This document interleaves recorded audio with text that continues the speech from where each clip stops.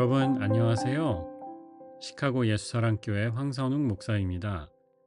오늘도 말씀을 먹고 살고 그 말씀 때문에 변화되는 하루 되시길 소망합니다. 7월 10일 수요일 말씀으로 여는 아침입니다. 오늘 우리에게 주시는 말씀은 열왕기하 9장 21절에서 24절의 말씀입니다. 이 말을 듣자 요람은 병거를 준비하라 하고 명령하였다. 병거를 준비하니 이스라엘 왕 요람과 유다 왕 아하시아가 각각 자기의 병거를 타고 예후를 만나러 나가서 이스라엘 사람 나봇의 땅에서 그를 만났다. 요람이 예후를 보고 예후 장군 평화의 소식이요 하고 물었다. 예후는 당신의 어머니 이세벨이 저지른 음행과 마술 행위가 극에 달하였는데 무슨 평화가 있겠소 하고 대답하였다. 요람이 그의 손에 쥔 말 곱비를 급히 돌려 도망하면서 아하시아에게 소리쳤다. 아하시아 임금님 반역이요. 예후가 힘껏 활을 당겨 요람의 등을 겨누어 쏘자 화살이 그의 가슴을 꿰뚫고 나갔다. 그는 병거 바닥에 엎드려졌다. 이는 주님의 백성에게 주시는 주님의 말씀입니다. 하나님께 감사드립니다.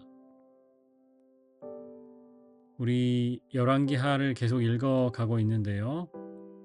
이전까지 진행된 이야기를 통해서 엘리사 선지자의 활약을 보았습니다. 우리가 7장 중간 부분을 읽었는데요. 엘리사의 활약은 8장까지 이어지고요. 오늘 말씀은 어떻게 보면 엘리사의 기적을 행하는 이야기에서 다시 역사 기록으로 넘어오는 대목이라고 할 수 있습니다. 엘리사가 한 중요한 일 중에 하나가 예후라는 사람에게 기름을 부어서 요람, 그 당시 이스라엘 왕이었던 요람을 죽이고 새 왕이 되게 하는 것이었습니다. 오늘 말씀에도 나왔지만 현재 이스라엘 왕인 요람 왕은 아합 왕의 아들입니다. 아합의 가문을 오므리 왕조라고 하는데요. 아합의 아버지 오므리가 첫 번째였고요. 반역을 해서 새로 왕이 되었고 그 아들 아합이 있었고 아합의 아들 아하시아가 아합을 이어서 왕이 됐었고요. 아하시아는 아들이 없었기 때문에 그의 아마 동생이었을 것 같은데 아합 왕의 다른 아들인 현재 요람 왕이 왕위에 올랐습니다. 그래서 이렇게 4명의 왕을 묶어서 오므리 왕조라고 하고요. 예후의 반역으로 이 오므리 왕조가 끝나죠. 사실은 오므리 왕조는 그래도 꽤 성공적인 왕조였습니다. 땅을 회복했고요. 나라가 잘 살았고요. 다른 나라들이 두려워했습니다. 하지만 하나님 앞에서는 정말 패역한 이들이었어요. 나쁜 왕들이었고요. 부국 강병하는 데는 성공했지만 하나님을 버린 것이 2가지로 나타나죠. 하나는 우상 숭배. 이세벨이라는 왕비를 데려오면서 그 여인과 결혼하면서부터 이세벨이 해외에 있는 모든 우상들을 다 가지고 들어오고요. 아합은 그 우상들을 그대로 허용합니다. 그리고 우상 숭배에 덧붙여서 불의가 사회 전반에 나타나요. 나봇의 포도원을 강제로 뺏은 것, 그 불의를 보여주는 왕까지도 그렇게 했다는 거죠. 이것을 보여주는 이야기라고 할 수 있습니다. 오늘 말씀은 예후라는 사람이 어떻게 요람 왕을 죽였는가 그 과정을 보여줍니다. 저는 한 가지만 나누고 싶은데요. 하나님은 방법은 다를 수 있지만 반드시 갚아주신다는 겁니다. 에드거 앨런 포가 쓴 짧은 소설이 있는데요. 고자질하는 심장이라는 소설입니다. 영어로는 The Telltale Heart 라는 작품이고요. 이 작품에 보면 이런 얘기가 나와요. 주인공이 어쩌다가 사람을 죽입니다. 그리고 그 사람의 시신을 자기 지하실에 안매장해요. 완전 범죄였어요. 누구에게도 들키지 않았고요. 그런데 그 사건 이후에 이상한 일이 일어납니다. 지하실 근처에 가끔씩 내려가야 되는데 내려가면 이상하게 사람의 심장 소리가 들리는 거예요. 처음에는 그 사람을 묻었던 피해자를 묻었던 그곳에 근처에 가야만 심장 뛰는 소리가 들렸었는데 이제는 이 주인공이 어딜 가든 계속 나는 겁니다. 식당에서도 나고 잠자러 방에 들어가도 나고 집 밖에 나와서 둥둥거리는 그 심장 소리가 계속 있었다는 거죠. 나중에 발견한 것이었는데요. 다른 사람의 심장 소리가 아니라 자기 심장 소리였다. 이제 이런 이야기입니다. 악한 이들의 결국은 어떻게 되느냐? 이와 같습니다. 자기 심장 소리를 벗어날 수 없는 사람, 인간과 같이 하나님 앞에서 피할 수 있는 악은 없습니다. 오늘 말씀이 또 참 절묘하지요. 21절에 보면 반역을 하러 달려오고 있는 예후가 어디서 요람 왕을 만나나요? 어디서 그 왕을 죽이나요? 나봇의 포도원이었습니다.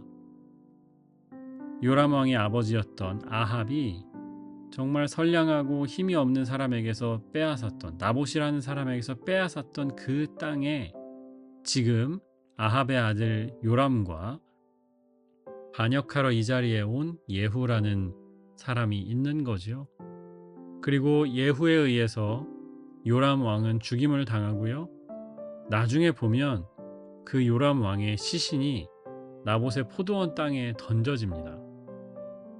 하나님께서 아합이 하는 그 나쁜 행위를 다 보고 계셨어요.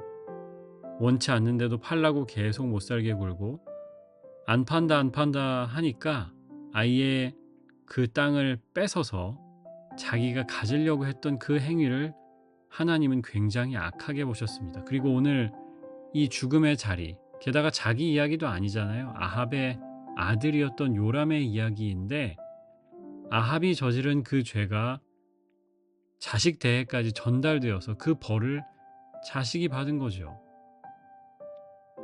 저는 그 수사물을 좋아합니다.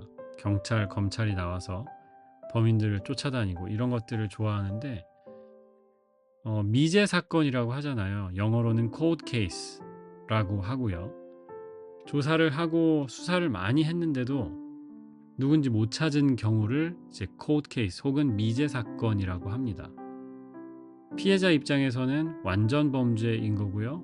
경찰 입장에서는 해결하지 못한 미제 사건인 거죠. 오늘 말씀을 읽으면서 그런 생각을 해보았습니다. 하나님 앞에 미제 사건은 없다. 반드시 다 드러나게 되어 있습니다. 하나님 앞에서는 완전 범죄도 없고 미제 사건도 없습니다. 다만 주님께서 우리가 돌아오기를, 회개하기를 바라시면서 오래 참으시는 것뿐입니다. 사랑하는 여러분, 오늘도 믿음으로 사시기를 축복하고요. 특별히 부당한 일을 당하거나 억울한 일이 있으실 거예요. 그 상황 가운데 하나님의 심판과 통치를 인정하면서 살기를 축복합니다. 기도하겠습니다. 하나님, 오늘도 말씀으로 기도로 하루를 엽니다. 주님이 이끄시는 하루 되기를 소망하고 모든 일에 끝이 있음을 기억하면서 거룩한 삶으로 하나님을 기쁘시게 하는 하루가 되게 복내려 주옵소서. 또한 우리가 당하는 불의와 이 세상에 일어나고 있는 여러 가지 악도 하나님이 심판하실 것을 믿으면서 힘들지만 버티고 주님이 만들어 가시는 세상을 앞당기기 위해 일하는 하나님의 귀한 자녀들로 살게 하여 주옵소서. 오늘의 삶을 주님께 맡기며 예수님의 이름으로 기도합니다. 아멘.